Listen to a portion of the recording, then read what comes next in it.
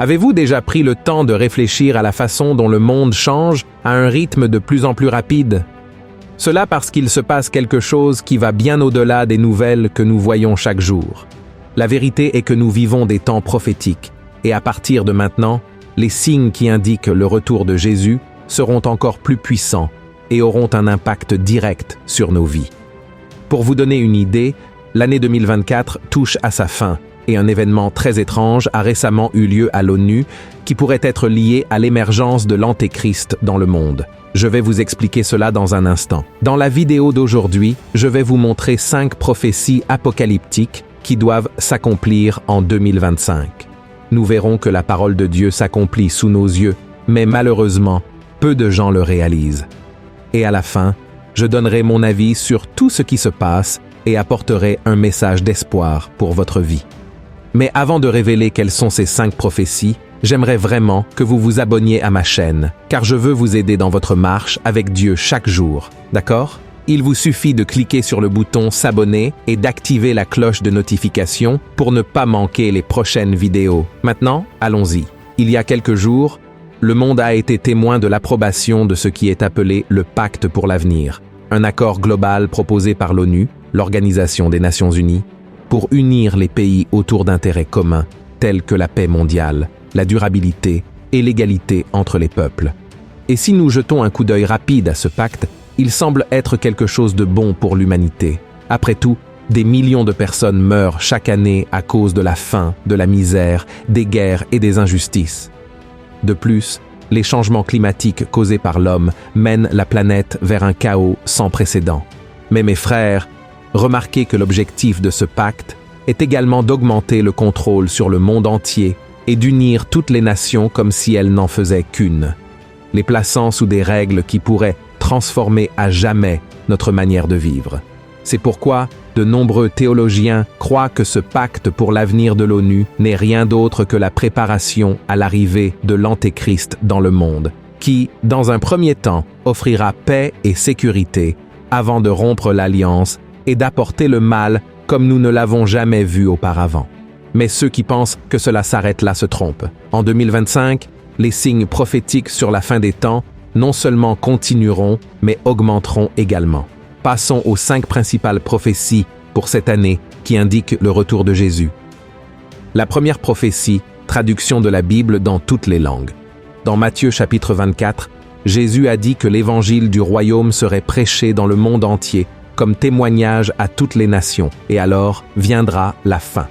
Et si cela dépend d'un projet ambitieux d'une organisation chrétienne dédiée à traduire la Bible dans toutes les langues du monde, cela pourrait se réaliser très bientôt. Les Wycliffe Bible Translators veulent achever le projet Vision en traduisant les Écritures saintes dans toutes les langues et dialectes existants sur Terre d'ici la fin de 2025. L'organisation collabore pour traduire les Écritures dans des langues qui n'ont pas encore accès à la Bible dans leur langue. La mission de Wycliffe est motivée par le désir de rendre l'Évangile accessible à tous, en répondant à l'appel de Matthieu 28, verset 19, qui dit que nous devons faire des disciples dans toutes les nations. Depuis sa fondation en 1942, l'organisation et ses partenaires ont réussi à traduire des parties de la Bible dans des centaines de langues différentes.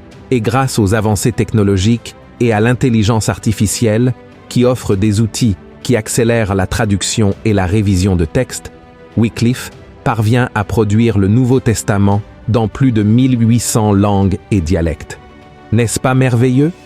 De plus, l'organisation a également formé des traducteurs de ces régions, veillant à ce que la culture et l'identité de ces peuples soient respectées sans altérer le message central de la Bible, qui est Jésus comme Fils de Dieu et le Sauveur du monde. Ce travail a permis aux gens de lire et de comprendre les Écritures dans la langue dans laquelle ils se sentent le plus à l'aise, créant ainsi un lien plus personnel avec la parole de Dieu, surtout en ces temps où le monde a besoin d'espoir face à tant de crises et de conflits. Frères, la prophétie de Jésus dans Matthieu chapitre 14 ne parle pas exactement de la manière dont l'évangile du royaume serait prêché à toutes les nations du monde, mais il est certain que la traduction dans toutes les langues d'ici 2025 permet à la parole d'atteindre directement les gens, ce que beaucoup considèrent comme un prérequis au retour de Jésus. La deuxième prophétie, l'augmentation des conflits au Moyen-Orient. Dans les chapitres 38 et 39 du livre qui porte son nom, Ézéchiel prophétise une bataille apocalyptique qui impliquera une alliance de nations qui attaquera Israël, dirigée par Gog du pays de Magog. Alors Dieu intervient, protégeant Israël et détruisant les forces ennemies, entraînant une restauration spirituelle pour son peuple. Actuellement, il existe une tension énorme au Moyen-Orient. Des nations voisines d'Israël, comme l'Iran et la Syrie, s'allient à de grandes puissances comme la Russie pour attaquer ce pays. Et il semblerait que cette alliance devienne encore plus forte à l'avenir, puisque Israël a répondu avec beaucoup de force aux attaques qu'il subit de la part de ses ennemis. Ce possible conflit avec des alliances politiques et militaires d'États ennemis d'Israël est perçu par beaucoup comme le début de la prophétie de Gog et Magog.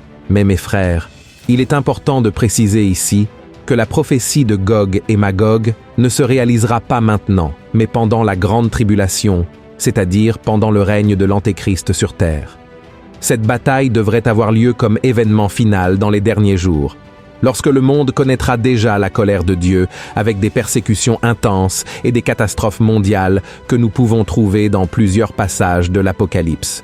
Cependant, mes frères, l'augmentation de cette tension au Moyen-Orient peut effectivement être vue comme un type de répétition pour ce qui est à venir prochainement. Beaucoup des alignements géopolitiques que nous observons aujourd'hui peuvent être une forme de préparation pour que la prophétie d'Ézéchiel devienne un jour réalité. Avant de passer à la prochaine prophétie, il est important de préciser que les batailles de Gog et Magog et d'Armageddon ne sont pas la même chose. La bataille d'Armageddon, que vous pouvez trouver dans Apocalypse 16, verset 16, représente le combat final entre les forces du bien et l'Antéchrist avant le retour de Jésus. La Bible raconte que le Christ apparaîtra dans le ciel avec ses anges, tuera les deux bêtes et vaincra Satan. La bataille de Gog et Magog, en revanche, aura lieu auparavant, pendant la grande tribulation, et servira à révéler la protection de Dieu en faveur d'Israël, amenant son peuple à revenir aux voies du Seigneur. La troisième prophétie, l'émergence d'un nouvel ordre mondial. L'idée d'un nouvel ordre mondial est liée à l'émergence d'un gouvernement global centralisé qui unifie le pouvoir politique, économique et financier sous une autorité centrale. Et cette théorie est connectée à la marque de la bête que nous trouvons dans Apocalypse 13, qui dit que personne ne pourra acheter ou vendre sans cette marque qui sera imposée par l'Antéchrist. Et bien que cette prophétie ne s'accomplisse que pendant la période de la tribulation, il est très probable que l'année 2025 marque le début de ce nouvel ordre à travers la mondialisation des monnaies numériques, connues sous le nom de crypto-monnaies, qui pourrait commencer à éliminer complètement l'argent physique tel que nous le connaissons, facilitant ainsi la surveillance des transactions financières dans le monde entier. Alors pourquoi cela pourrait-il commencer dès maintenant? C'est parce qu'une série de politiques financières ont été adoptées récemment. Par exemple, la plupart des grandes banques et fonds d'investissement vont intégrer les crypto-monnaies dans leur portefeuille d'actifs, en créant également leur propre monnaie, facilitant leur acceptation dans différents endroits. De plus, de nombreuses banques centrales des pays ouvrent leurs portes à ces monnaies et encourageront le secteur privé à adopter ce système de transaction, promettant plus de sécurité et de protection. Mais cette protection est-elle vraiment pour notre bien? Avec la création de monnaies numériques, comme le Drex au Brésil, nous nous rapprochons de plus en plus de la fin de l'argent liquide. Cela signifie que la banque centrale pourra contrôler et surveiller chaque centime que vous dépensez, chaque achat, chaque transfert. Tout sera enregistré, supprimant totalement la confidentialité des transactions. Avec le Drex, toute liberté que nous avons d'utiliser notre argent sans être suivi pourrait simplement disparaître. En résumé, mes frères, de nombreux théologiens croient que le renforcement des monnaies numériques et des systèmes de paiement mondialisés est en effet lié à la marque de la bête, car cela permettra de contrôler qui peut et qui ne peut pas acheter. Et qui garantit que cela ne sera pas utilisé par un leader mondial qui ne permettra l'utilisation de cet argent qu'à ceux qui lui ont été fidèles?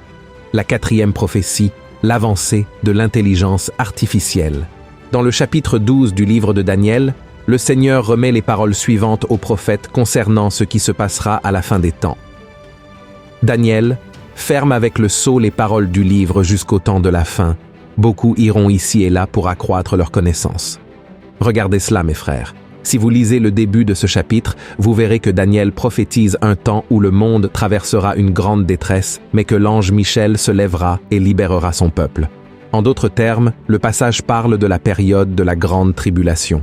Cependant, ce que nous verrons à partir de 2025 en ce qui concerne l'intelligence artificielle pourrait bien être un autre signe que nous assisterons au début de l'accomplissement d'une autre prophétie apocalyptique. Cela s'explique par une recherche récente de la société de conseil Gartner, qui indique qu'à la fin de 2025, plus de 80% des entreprises auront intégré des solutions d'intelligence artificielle dans leur processus.